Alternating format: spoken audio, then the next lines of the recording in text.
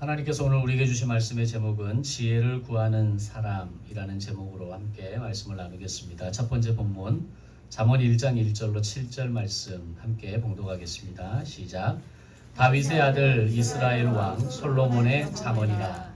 이는 지혜와 훈계를 알게 하며 명철의 말씀을 깨닫게 하며 지혜롭게 공의롭게 정의롭게 정직하게 행할 일에 대하여 훈계를 받게 하며 어리석은 자를 슬기롭게 하며 젊은 자에게 지식과 근신함을 주기 위한 것이니 지혜 있는 자는 듣고 학식이 더할 것이요 명철한 자는 지략을 얻을 것이라. 잠언과 비유와 지혜 있는 자의 말과 그 오묘한 말을 깨달으리라. 여호와를 경외하는 것이 지식의 근본이거늘 미련한 자는 지혜와 훈계를 멸시하느니라. 아멘. 두 번째 본문 잠언 7장 21절에서 23절 말씀 시작. 여러 가지 고운 말로 유혹하며 입술에 호리는 말로 꿰물어 젊은이가 곧 그를 따랐으니 소가 도수장으로 가는 것 같고 미련한 자가 벌을 받으려고 쇠사슬의 매이로 가는 것과 같도다. 필경은 화살이 그 간을 뚫게 되리라. 새가 빨리 그물로 들어가되 그의 생명을 잃어버릴 줄을 알지 못함과 같으니라. 아멘. 세 번째 본문 잠언 9장 1절에서 6절 말씀 시작. 지혜가 그의 집을 짓고 일곱 기둥을 다듬고 짐승을 잡으며 포도주를 혼합하여 상을 갖추고 자기의 여종을 보내어 성중 높은 곳에서 불러 이르기를 어리석은 자는 이리로 돌이키라. 또 지혜 없는 자에게 이르기를 너는 와서 내 식물을 먹으며 내 혼합한 포도주를 마시고 어리석음을 버리고 생명을 얻으라. 명철의 길로 행하라 하느니라. 아멘. 우리가 생활을 하면서 우리의 귀에 들려지는 많은 말들 가운데 기분이 좋아지는 말들이 있습니다. 여러분들은 어떤 말을 들을 때 기분이 좋고 또 좋아지고 힘이 나십니까? 사람마다 개인적인 차이는 있겠지만 멋지다, 아름답다, 참 잘생겼다, 잘 어울린다, 정말 최고다, 이런 종류의 말들을 들으면 이 말을 듣는 누구에게나 기분이 좋아지고 또 마음이 들뜨게 되는 그런 말들이 될 것입니다. 그런 의미에서 우리 서로에게 기분 좋아지는 말, 이 사람이 이런 말을 들으면 기분이 좋겠다라는 말을 한마디씩 좀 나눌까요? 앞에 보시면서 오늘 참 옷이 잘 어울리십니다. 얼굴이 참 밝고 환하십니다. 네, 아니 쳐다만 보고 있지 말고 말을 하라고요. 말을 수호하트를 해주시고 웃는 모습이 참 좋습니다. 오늘 옷 스타일 너무 잘 어울리십니다. 김수경 집사님 오늘 찬양이 너무 좋았습니다. 네, 감사합니다. 네. 그런 유의 말들을 들으면 참 기분이 좋죠. 마음이 행복해지고 또 다시 감당할 수 있는 힘이 생기고 또 요즘 내 주변에 둘러싸고 있는 많은 일들이 어렵고 힘들지만 그것을 다시 뚫고 일어설 수 있는 또 딛고 일어설 수 있는 그런 새 힘을 얻게 됩니다. 반대로 내가 들리는 어떤 말들로 인해서 마음이 상하고 힘이 빠져버리는 그런 말들도 있습니다. 너는 왜 항상 그런 식이니? 그럼 그렇지. 잘한다. 야, 잘 안 어울려 너랑. 그건 별로다. 이런 유의 말들을 들으면 듣는 이의 어깨를 처지게 만들고 또 의욕을 떨어뜨리고 그나마 가지고 있었던 그 자신감, 자존감마저도 상실하게 되는 경우를 접하게 됩니다. 그렇게 우리의 마음을 들뜨게 하기도 하고 또는 우리의 마음을 힘이 빠져버리게 하고 아프게 하는 그런 말들 가운데 오늘 함께 생각해 보고자 하는 단어는 바로 지혜와 미련함이라는 단어, 이 두 개의 상반된 단어, 특히 지혜라고 하는 이 단어에 포커스를 맞춰서 한번 생각해 보고자 합니다. 저는 개인적으로 다른 사람들에게 들었을 때 기분 좋은 말들이 예전에는 최고다, 참 잘했다, 당신이어서 이렇게 해낼 수 있었다 라는 이런 말을 제가 참 좋아했습니다. 그리고 그 말을 듣기 위해서 더 열심히 일했었고, 또 그런 말을 들었을 때 저의 존재감이 상승하고 또 뿌듯한 마음을 느꼈습니다. 근데 지금은 좀 다른 것 같아요. 그런 유의 단어나 말보다는 지혜롭다라는 말을 들었을 때 더 기분이 좋아지고 마음이 좀 든든해지는 그런 느낌을 좀 받는 것 같습니다. 그리고 그렇게 살아가면서 어느 날 참 지혜로운 사람을 만났을 때, 지혜 있는 사람을 만났을 때 그때는 정말 행복하다라는 생각을 더 많이 하게 되는 것 같습니다. 최근에 아프리카를 다녀오고 난 이후에 교제하고 있는 강봉규 목사님과의 교제도 그런 의미에서 참 지혜 있는 분을 만나서 너무 좋다라는 생각을 요즘 많이 하면서 지내고 있습니다. 자, 그렇다면 지금 계속해서 이야기하는 이 지혜라고 하는 이 말에 의미하는 게 뭘까요? 지혜가 있다라고 하는 것은 무엇을 말하는 것일까요? 단지 지식이 많고 적음에 의해서 지혜가 있다 없다를 판단하고 구분할 수 있는가?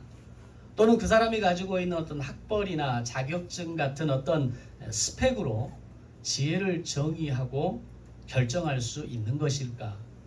라고 반문한다면 물론 그것이 아니라는 것은 우리는 잘 알고 있죠. 그러면 먼저 이 지혜에 대해서 세상이 말하는 지혜와 성경이 말하는 지혜가 어떻게 차이가 있는지 좀 정리하고 들어가야 되지 않겠습니까? 일반적으로 세상에서 말하는 지혜는 사물의 이치나 상황을 깨닫는 것이라고 이야기를 합니다. 사물의 이치와 상황을 깨달으면서 직면하는 수많은 상황들에 대해서 그것을 어떻게 대처할 수 있는가, 현명하게 대처할 방법을 찾아가는 것, 그걸 생각할 수 있는 능력을 지혜라고 이야기합니다. 그리고 더 나아가서 그것이 단지 상황 대처에서 멈추는 것이 아니라 그가 다른 사람들보다 더 많은 소유를 얻는 방법, 더 많이 소유할 수 있는 방법을 찾아가는 것, 또는 다른 사람들 위에 더 멋지게 군림할 수 있는 방법, 그리고 사회생활과 대인관계 속에서 인정받는 처세술을 가지고 살아갈 때 세상은 그 사람을 지혜 있다라고 이야기를 합니다. 그런데 그런 세상이 말하는 지혜가 가진 아쉬움과 결정적인 부족함은 그 지혜에는 사랑과 용서, 은혜와 긍휼이 부족하다라는 겁니다. 즉 내가 기대하는 만큼, 내가 생각하는 만큼의 어떤 결과가 나오지 않을 때, 어떤 그런 수준의 어떤 내용들이 만들어지지 않을 때 어김없이 실망하게 되고, 때로는 판단하게 되고 정죄하게 되고, 그것을 우리는 부족하다라고 이야기를 하는 겁니다. 자, 그럼 반대로 성경이 말하는 지혜는 어떤 것일까요? 성경은 지혜에 대해서 아주 중요하게 한 문장으로 정의합니다. 지혜는 하나님을 경외하는 것이다 라고 이야기를 하고 있습니다. 그것이 오늘 첫 번째 본문의 말씀입니다. 성경에 등장하는 수많은 사람들 가운데 가장 지혜로운 왕이라고 꼽는 사람이 솔로몬이죠. 그리고 그 가장 지혜로운 왕이 기록한 지혜의 책이라고 불리어지는 책이 성경 가운데 잠언서라고 하는 겁니다. 이 잠언을 기록한 솔로몬은 지혜에 대해서 오늘 본문 첫 번째 본문 마지막 절에서 여호와를 경외하는 것이 지식의 근본이라고 정의합니다. 즉 지혜는 여호와로부터 나오는 것이기에 여호와 하나님을 아는 것이 지혜이고 반대로 그를 알지 못하는 것이 미련함이라는 겁니다. 따라서 지혜 있는 자는 지혜와 훈계를 사모하고 그것을 기대하지만 미련한 자는 훈계를 멸시한다라고까지 이야기합니다. 자, 그러면 솔로몬이 이렇게 자신 있게 지혜와 미련함을 정의할 수 있는 이유가 무엇일까요? 그것은 바로 자신이 하나님께로부터 지혜를 얻은 사람이기 때문입니다. 솔로몬은 자신의 아버지로부터 왕위를 이어받아 왕이 되었지만 사실 자신이 얼마나 연약한 사람인지를 누구보다 잘 알았던 사람입니다. 자신의 아버지 다윗은 왕이 되기까지 충분한 과정과 레슨을 거쳐서 왕이 되었기에 유다의 왕을 넘어 통일 왕국의 왕으로의 자질이 충분했습니다. 다윗의 왕권에 대해서 이의를 제기할 사람은 아무도 없었다는 겁니다. 심지어는 다윗은 왕가의 자손이 아니잖아요. 사울의 정통, 적통이 아닙니다. 그럼에도 불구하고 다윗이 왕이 되는 것에 대해서 어느 누구도 이의를 제기하지 않는다라는 겁니다. 근데 솔로몬은 달랐습니다. 태어나 보니 아버지가 왕이었다. 우리 요즘 그런 말 하죠. 태어나 보니 내가 이 부모의 자녀, 지금 이 부모가 나의 부모였다라고 하는 그런 뭐 세상 말이 있는 것처럼 솔로몬은 태어나 보니 아버지가 왕인 겁니다. 그런 아버지의 힘을 입어 왕의 자리에 올랐기에 자신이 어떤 사람인지, 자신이 누구인지 누구보다 잘 알았던 겁니다. 또한 정치적인 관점에서 볼 때 다윗의 아들이 솔로몬만 있는 것은 아니었습니다.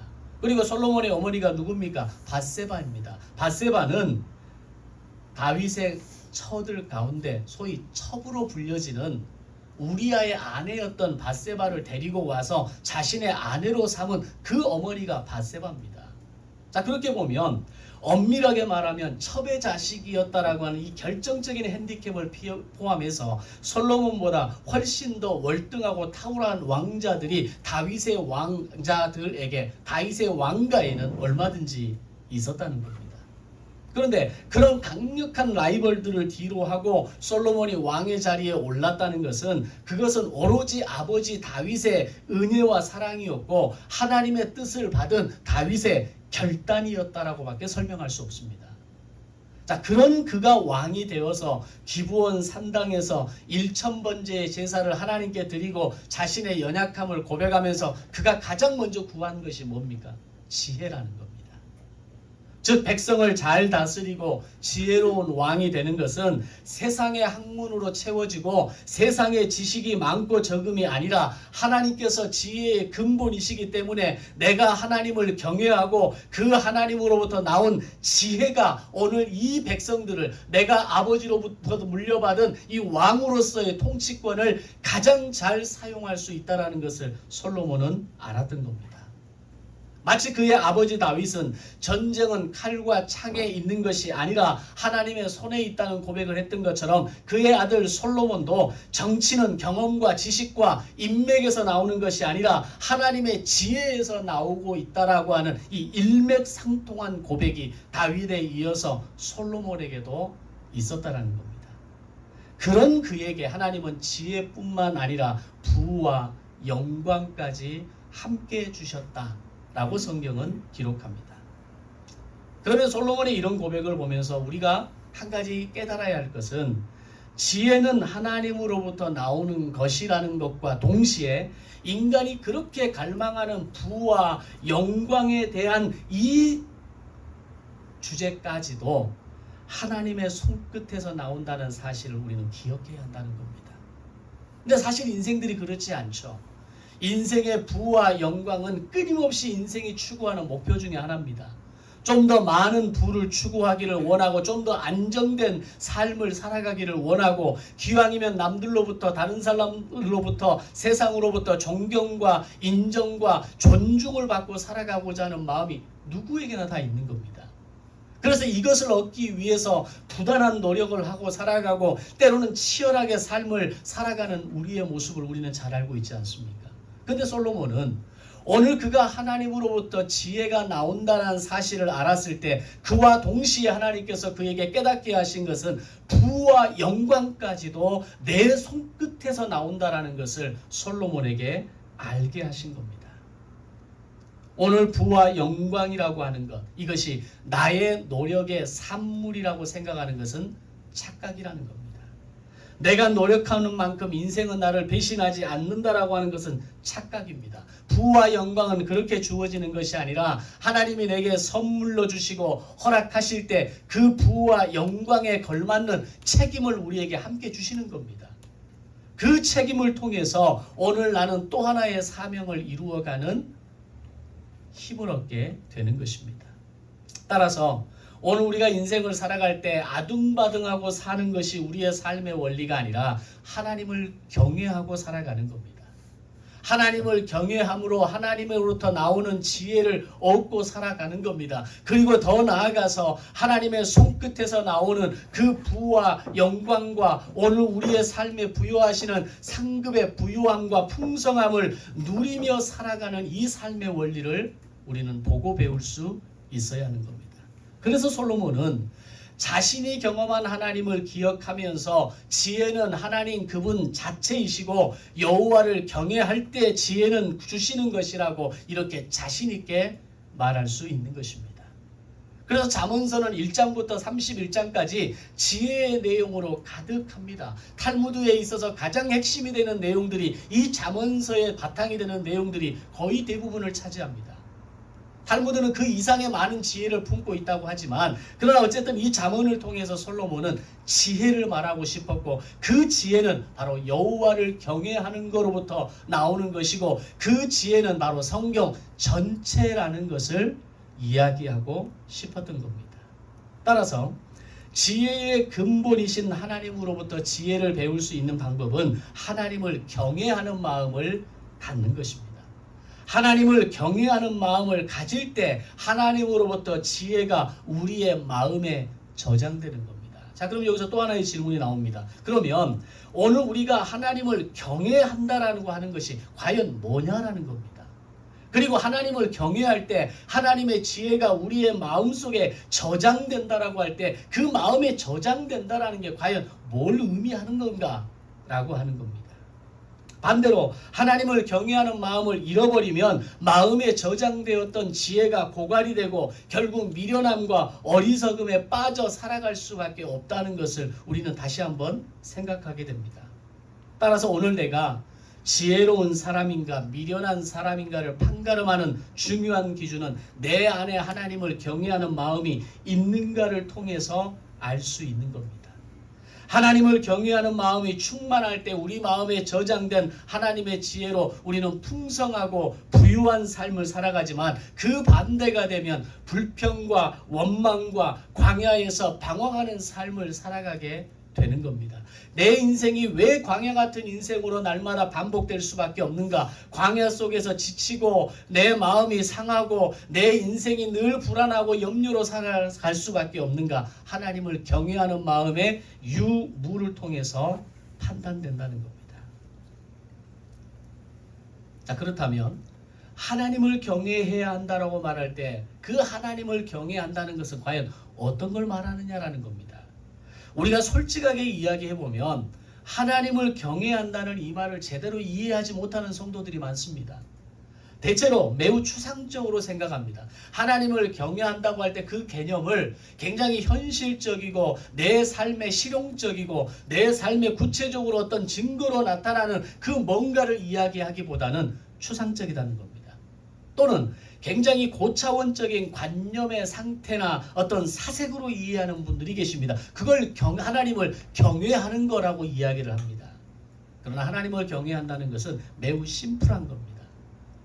이것을 좀 더 쉽게 말씀드리면 오늘 나의 시간, 나의 인생의 삶 속에서 날마다 성경을 통독하고 오늘 내게 주시는 말씀을 묵상하고 이 땅에 사는 동안 말씀을 지식을 더 배우기를 원하는 태도가 하나님을 경외하는 겁니다. 내가 하나님을 경외함에도 불구하고 말씀을 읽지 않고 묵상하지 않고 그 말씀대로 내가 살아내고자 하는 현장이 없다면 그건 하나님을 경외하는 것이 아닙니다. 내가 이 사람을 사랑한다라고 이야기할 때는 그 사람을 사랑하는 만큼의 내 삶에 열심이 나오는 겁니다. 엄마가 수호를 사랑한다고 할 때 그 수호에 대한 아낌없이 부어주는 시간이 있고 헌신이 있고 그의 삶을 아침 저녁으로 챙겨주는 그 어떤 케어와 돌봄이 있게 되는 겁니다. 근데 그런 것이 없으면서 내가 내 아들을 사랑한다, 내가 내 딸을 사랑한다, 내가 내 남편과 아내를 사랑한다 라고 말할 수 없는 겁니다. 경외한다라고 하는 것은 경외하는 그 마음에서 나오는 행동이 따라갈 수밖에 없다라는 겁니다. 반대로 성경을 매일 정한 시간을 통해서 읽는 것에 대한 관심이 없고 오늘 나에게 무엇을 말씀하시는가에 대한 기대가 없고 지금 현재 나의 신앙의 태도와 자세, 나의 이 지식의 분량으로도 나는 얼마든지 아무런 문제 없이 살아갈 수 있다라고 생각한다면 그건 하나님을 경외하지 않는 겁니다. 지식은 끝이 없는 겁니다. 저에게 세 분의 스승이 계시는데 그 중에 한 분이 통독원의 조병호 박사님입니다. 그분은 매년마다 늘 새해를 시작하면서 가지고 있는 그분의 개인의 목표가 이겁니다. 첫 번째, 올해도 성경 10독 이상을 하는 것. 두 번째, 올해 1%의 성경 지식을 늘리는 것이라고 그분은 표현합니다. 자신이 지금 아는 성경의 지식이 약 70%라고 이야기를 하면서 이 땅에 내 호흡이 남아있는 날까지 성경의 지식 80%를 채우는 것이 나의 소망이라고 늘 고백하십니다. 그것이 하나님을 경외하는 자세입니다. 내가 하나님을 경외한다고 할 때 내가 그리스도인으로서 내 안에 궁극적인 신앙의 목표가 있어야 합니다. 나에게 하나님의 말씀의 지식이 채워지는 거룩한 기대가 있어야 하고 오늘 하루 24시간을 살아가면서 하나님이 나를 향해 기대하시는 마음이 무엇인가에 대한 사모함이 있는 것이 하나님을 경외하는 거라는 겁니다. 오늘 내 안에 그런 기대와 그런 하나님의 말씀에 대한 어떤 소망과 어떤 그 삶의 기대가 내 안에 있느냐라는 겁니다. 오늘 저와 여러분에게 하나님을 경외하는 구체적인 목표가 세워지고 평생을 살면서 그리스도를 아는 지식이 매년 늘어남으로 인해 이 지식이 지혜로 익어가고 경험되어지는 시간을 통해서 지혜가 있는 그리스도인이 되시기를 주님의 이름으로 축원합니다. 지혜는 그렇게 만들어지는 겁니다. 오늘 이 말씀이 내게 무엇을 의미하는지 잘 모를 수도 있습니다. 이 내용이 문장이 너무 어렵고 딱딱해서 내게 굉장히 익어지지 않은 어떤 덜 익은 쌀처럼 그렇게 씹히는 느낌이 될 수도 있습니다. 그러나 그런 지식이 내 마음에 저장되어지고 하나하나 쌓아지고 채워져 갈 때 어느 날 거기에 성령의 빗줄기가 들어오고 성령이 충만하고 성령의 지혜가 나를 비추시게 될 때 지식이 지혜로 바뀌어지게 되는 겁니다. 그렇다면 하나님을 경외함으로 마음이 지혜가 채워지는 사람에게 어떤 유익이 있기 때문에 우리는 하나님의 지혜를 내 안에 계속해서 채워가야 하느냐라고 하는 겁니다. 물론 많은 유익과 얻게 되는 풍성함의 성급이 있겠지만 그 중에 하나를 제가 꼽으라고 한다면 그 어떤 유혹도 하나님을 경외하는 사람을 넘어뜨릴 수 없다라는 겁니다. 지혜로운 사람의 특징에 대해서 성경은 이렇게 말합니다. 그 일의 마지막을 미리 생각해보는 사람이다 라고 이야기합니다. 마지막을 생각하지 않는 사람은 마치 도살장으로 들어가는 소와 같고 그 물속으로 들어가는 새와 같다라고 이야기합니다. 이것이 오늘 두 번째 본문의 말씀입니다.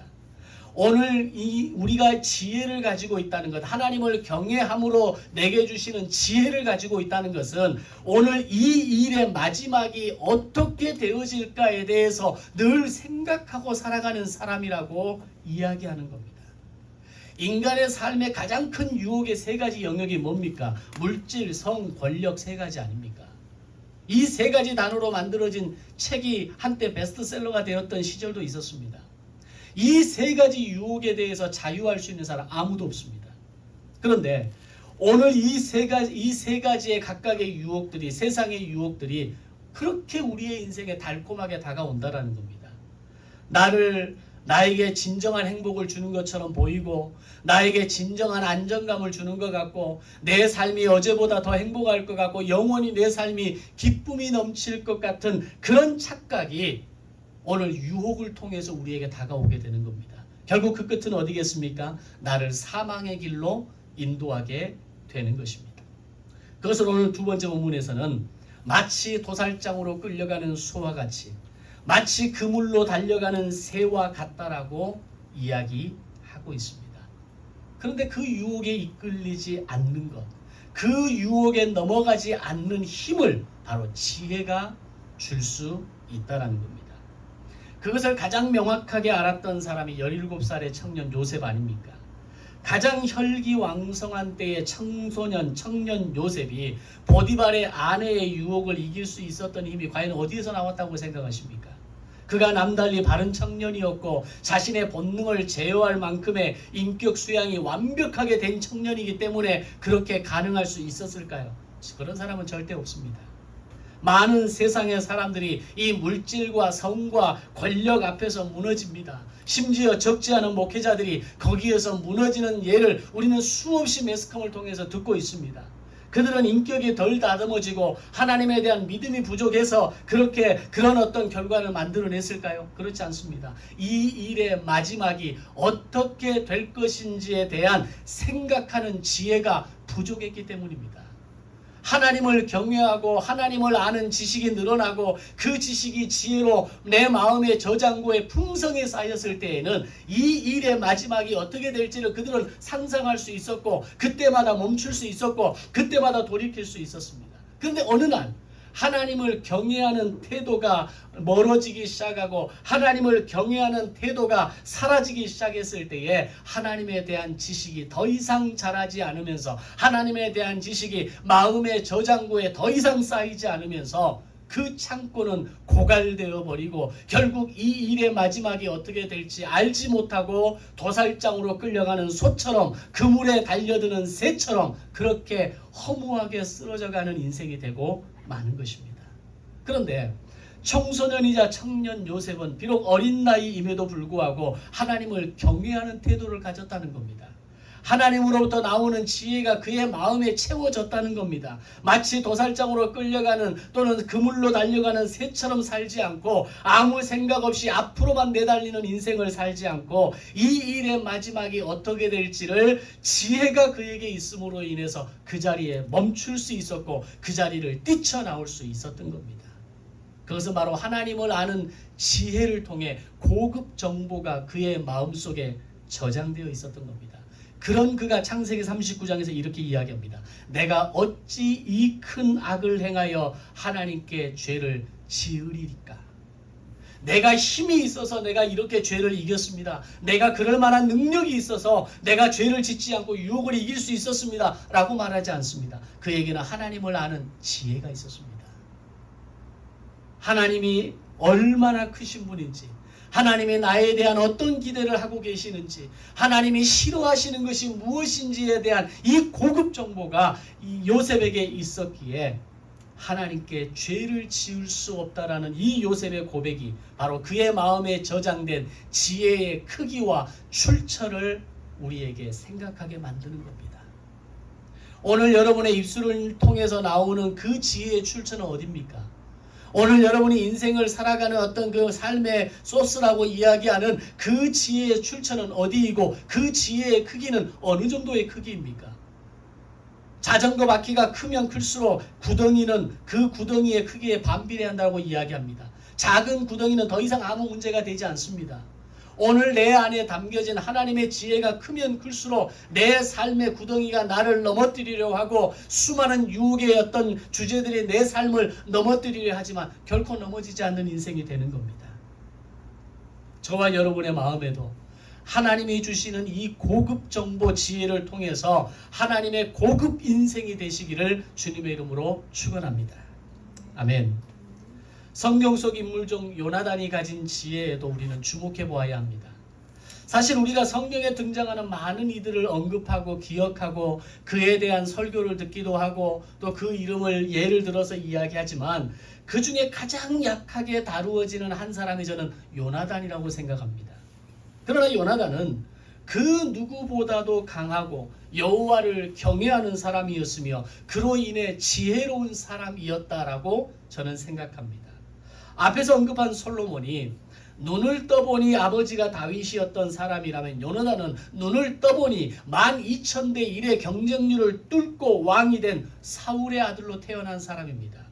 솔로몬이 아무런 업적이나 공로가 없어도 자연스럽게 왕이 된 것처럼 요나단이 사울의 정통 후계자였기에 사울의 왕위를 이어받는 것에 대해서 어느 누구도 반대하거나 어느 누구도 이의를 제기하는 사람이 없었습니다. 당시에 이스라엘에서 철기 문화가 들어오는 상황 속에서 가장 철로 된 무기를 가지고 있었던 사람은 딱 두 사람입니다. 사울과 요나단. 그것은 왕권을 의미하고 다음 왕이 될 사람이 누구인가에 대해서 설명하는 무기였습니다. 그래서 다윗이 골리앗을 싸우고 맞짱 뜨기 위해서 나갈 때 요나단이 내 갑옷을 입고 가고 내 창과 칼을 들고 나가라고 하죠. 다른 그 이하의 사람들은 소위 말하는 청동기 검이고 나무 검이고 어떤 그 꽃갱이 같은 뭐 어떤 이 무기로 쓸 수 있는 그런 종류밖에 안 되는 겁니다. 그런 엄청난 무기를 가지고 있다는 것은 요나단이 다음 왕이라는 얘기입니다. 어느 누구도 요나단의 왕권을 왕위 계승을 반대할 사람이 없었습니다. 그럼에도 불구하고 요나단은 다윗의 중심을 꿰뚫어 본 이유로 기꺼이 자신의 왕위를 다윗에게 내어놓습니다. 골리앗을 맞서는 다윗의 입술에서 전쟁은 칼과 창에 있는 것이 아니라 만군의 하나님 여호와에 있다라고 하는 그 다윗의 고백이 요나단의 마음을 흔들어 버린 겁니다. 권력을 손에서 내려놓는다는 것은 절대로 불가능합니다. 한번 정치의 맛을 보고 권력의 맛을 본 사람은 죽을 때까지 포기할 수 없고 내려놓을 수 없는 것이 정치이고 권력입니다. 우리가 역대 아는 대통령들 또는 정치인들 가운데 마지막까지 정치를 권력을 내려놓지 않고 그렇게 붙들고 간 사람이 태반 아닙니까? 정말 마지막 노년에 모든 정치 권력을 내려놓고 자연인으로 자유인으로 사는 사람이 누가 있던가요? 죽는 날까지 정치인으로 사는 겁니다. 죽는 날까지 손에 쥔 권력을 내려놓지 못하는 것이 인간의 욕망입니다. 근데 이 요나단은 정말 자연스럽게 어느 누구도 이의를 제기할 수 없는 자신의 왕권을 칼과 창에 있는 것이 아니라 하나님의 손에 권력이 있다라는 것을, 왕권이 하나님의 손에서 나온다라는 것을 다윗의 고백을 들었을 때에 나의 권력을 기꺼이 다윗에게 내려놓는 겁니다. 요나단이 그 권력을 내려놓는 과정에서 자신의 아버지 사울에게 아주 심한 욕지거리를 당합니다. 이런 이야기를 듣습니다. 패역무도한 계집의 소생아, 네가 이새의 아들을 택한 것이 네 수치가 되고 네 어미의 벌거벗은 수치가 될 것을 네가 알지 못하느냐. 이게 지금 아버지가 아들한테 하는 욕입니다.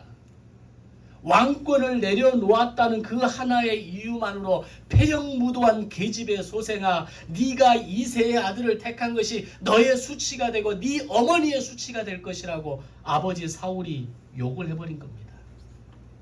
그런 치욕스러운 말을 들으면서까지도 요나단은 다윗을 변호합니다. 다윗의 목숨을 지켜주기 위해서 심지어는 자신이 창을 맞을 위기에까지 몰리는 것을 보게 됩니다. 요나단이 그렇게 할 수 있는 힘이 어디에서 나온 것일까요? 그 권력의 힘의 유혹을 이길 수 있는 힘이 과연 어디에서 나온 것일까요? 하나님을 경외하는 마음입니다.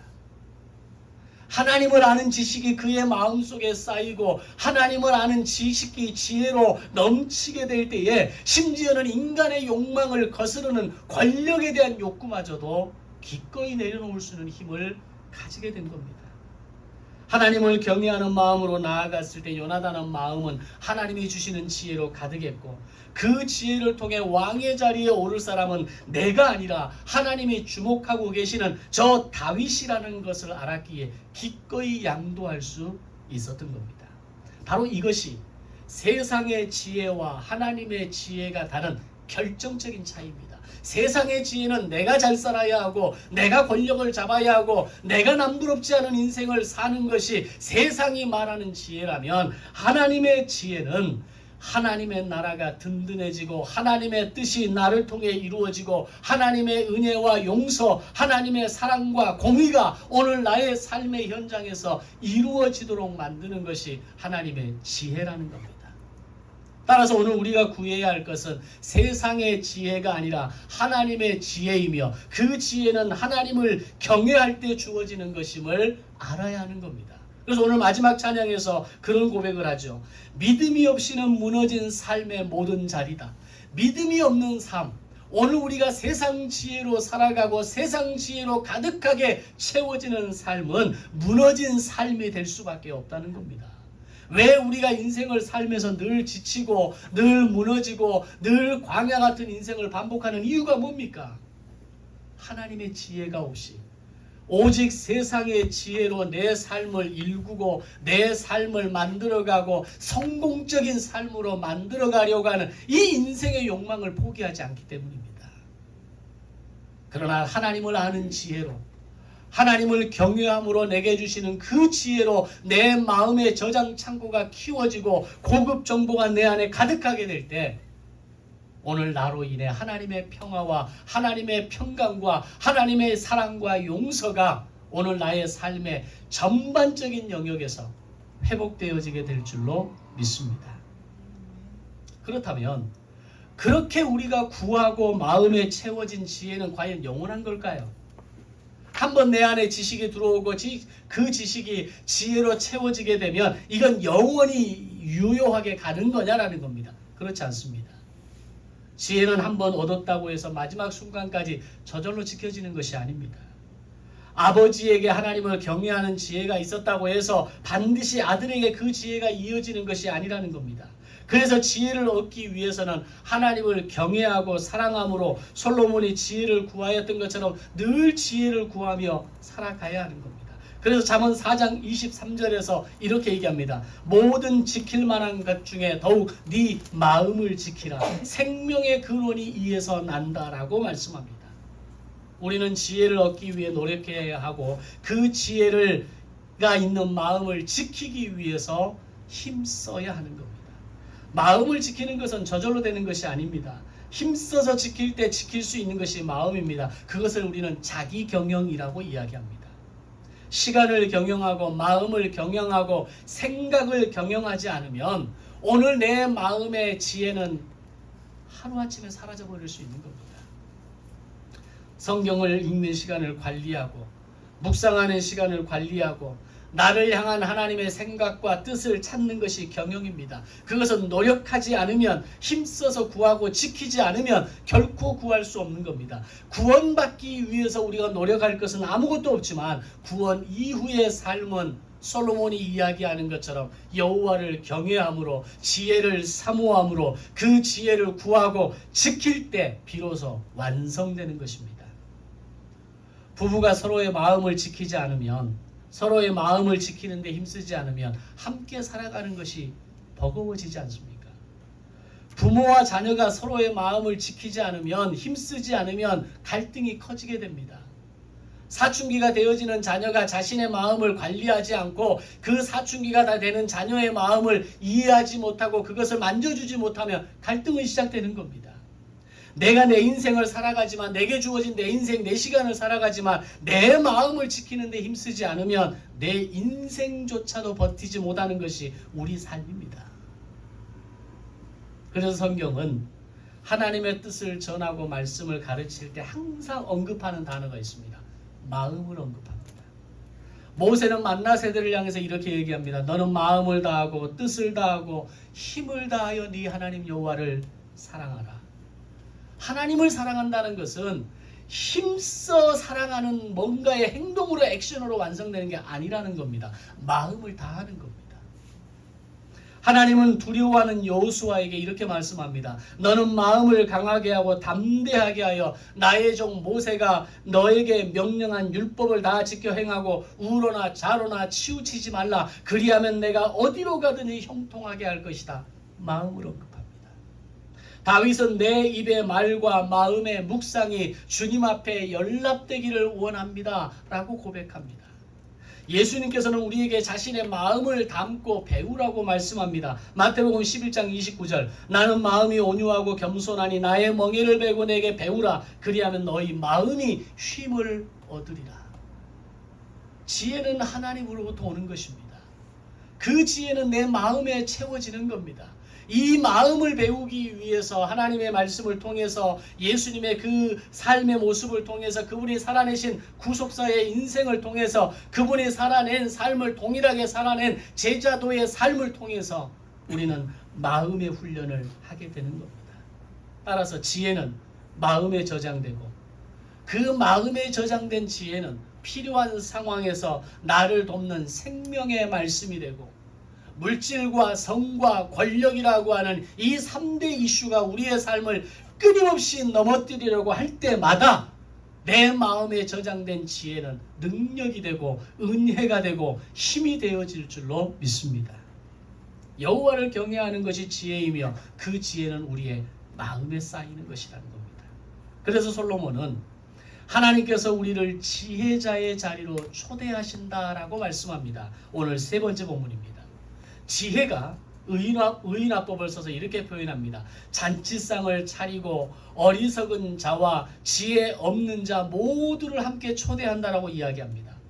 그리고 그 지혜는 지혜 있는 자가 됐든지 지혜 없는 자가 됐든지 그 모두가 먹고 마실 수 있는 생명수와 같은 것이라고 이야기하고, 지혜를 먹어야 호흡할 수 있고 지혜를 먹어야 생명을 유지할 수 있는 것이기에 하나님은 우리를 지혜의 자리로 날마다 초대한다라고 솔로몬은 기록합니다. 오늘 이 자리가 지혜의 자리입니다. 말씀 묵상의 자리가 지혜의 자리로 초대하는 여러분을 향한 초청의 자리입니다. 성경 통독의 그 자리가 하나님께서 지혜를 생명수로 공급하시기 위해서 여러분을 공급하시고 여러분을 초청하시는 자리라는 겁니다. 근데 아이러니한 것은 미련함도 사람을 늘 함께 부르고 모으고 유혹한다라는 겁니다. 미련함의 유혹은 달콤하고 쉽고 가볍습니다. 대충 해도 될 것 같고 이만큼만 해도 될 것 같고 여기까지만 해도 된다라고 늘 우리에게 이야기합니다.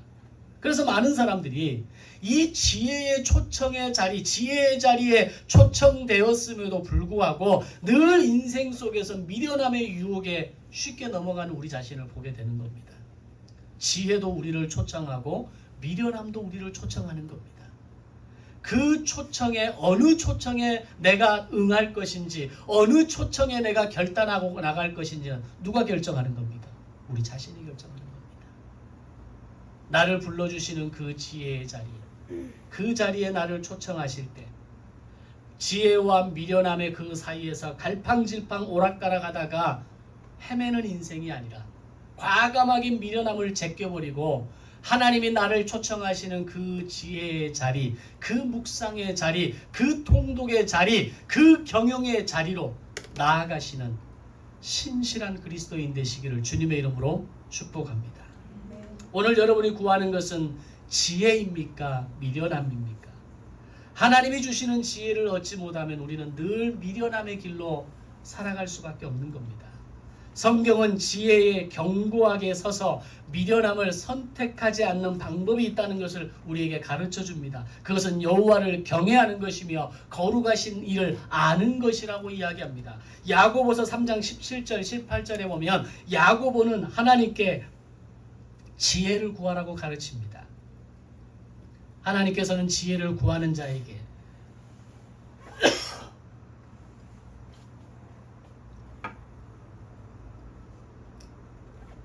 지혜를 구하는 자에게 후히 주시고 꾸짖지 않으신다고 말씀합니다. 그렇다면 지혜로운 삶을 사는 방법은 어디에 있습니까? 성경에 있습니다. 성경은 지혜를 하나님께 구하라고 우리에게 가르쳐주고 있으며 하나님께서는 우리가 하나님께 지혜를 구하면 넉넉한 지혜를 선물로 주시겠다고 약속하십니다. 오늘 여러분이 여러분의 삶의 자리, 오늘 여러분의 믿음의 자리에서 하나님께 지혜를 구하고 여호와를 경외함으로 하나님의 지혜로 그 여러분의 마음의 창고가 부유하고 풍성해지시기를 주님의 이름으로 축원합니다. 기도하겠습니다.